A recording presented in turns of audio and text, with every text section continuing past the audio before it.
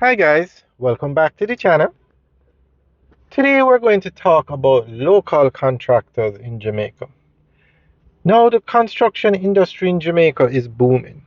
We have massive hotels, some of the tallest buildings in the Caribbean are going up in Jamaica. But Jamaica also needs houses. Jamaica needs 150,000 residential homes. And it turns out that the contractors in Jamaica that build homes cannot build to the scale that can produce 150,000 homes. So the government is trying to get these contractors to basically upgrade, and the government wants to now work with contractors that can build a minimum of 10,000 houses. Because the government, or I shouldn't say the government, the money is there. NHC has the money to build 150,000 homes. The land is there. The UDC, the different government entities, own land in Jamaica. Like in Montego Bay, where all these massive hotels are going up, the land is owned by the UDC. Out by Success Beach in Montego Bay, Lilliput, hundreds of acres of land owned by the UDC just sitting down. So they sold it to the companies and they're putting up hotels. Happens everywhere in Jamaica. But there are few, if local contractors that can build 10,000 homes at one time. So the government has to go overseas and work with foreign contractors. For instance, a contractor in China can build 10,000 homes. That's a small project for them. But in Jamaica, we don't have the contractors that can build to that scale. And that's just one of the issues with local contractors. I mean, we won't even bother getting to timelines and budget. But the government is trying to work with these local contractors to scale up their operations because, I mean, the government wants to give the local contractors first preference on the project. But as the government says, they need developments that are 10,000 homes at a time. 10,000. So we're going to go through an article that gives more information on this. Jamaica's ambitious plan to deliver 150,000 housing solutions has brought into sharp focus a critical issue with the construction sector: the urgent need for stronger, more capable local contractors. Prime Minister Andrew Holness has made it clear that achieving this target is not just about funding or land availability, but about whether the country has a contracting class that can operate at the scale required to transform the housing landscape.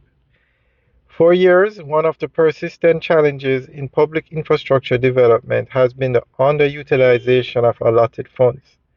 A portion of the government's capital budget is often returned unspent because projects are unnecessary, but not because projects are unnecessary, but because they are not completed on time. While bureaucratic delays and planning processes play a role, the capacity of contractors remains a major factor. Many local firms simply do not have the financial strength, technical expertise, or organizational structure to handle large, complex developments efficiently. The scale of what is now required represents a fundamental shift. The government is no longer thinking in terms of hundreds of housing units, but thousands at a time. Contractors are being called upon to deliver up to 10,000 houses in a single phase, an expectation that demands enterprise-level operations. This includes access to significant capital, modern construction technologies, skilled labor forces, and strong project management systems. Without these delays, cost overruns and quality issues Without these delays, cost overruns and quality issues become almost inevitable. Improving the capacity of local contractors is not just about meeting housing targets, it is also about national development and economic independence. When local firms are unable to handle large projects, the country often turns to foreign contractors. While international partnerships can bring expertise and financing, over-reliance on them may limit the growth of domestic companies and reduce the long-term benefits of the local economy.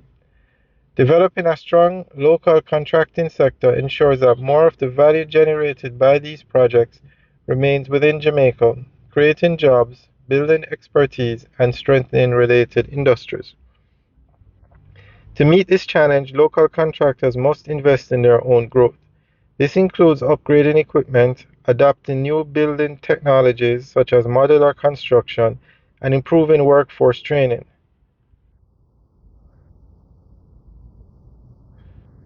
Ultimately, Jamaica's housing goals cannot be achieved without a parallel transformation in its construction sector. The call for better local contractors is not a criticism, but a recognition of the opportunity ahead. With the right investments, policies, and mindset, Jamaican contractors can rise to the occasion, not only meeting the demands of today, but positioning themselves as leaders in the regional construction industry. Alright, guys, that's the end of the update. Let us know what you think. Leave your comments in the section below. Alright, guys, have a good day.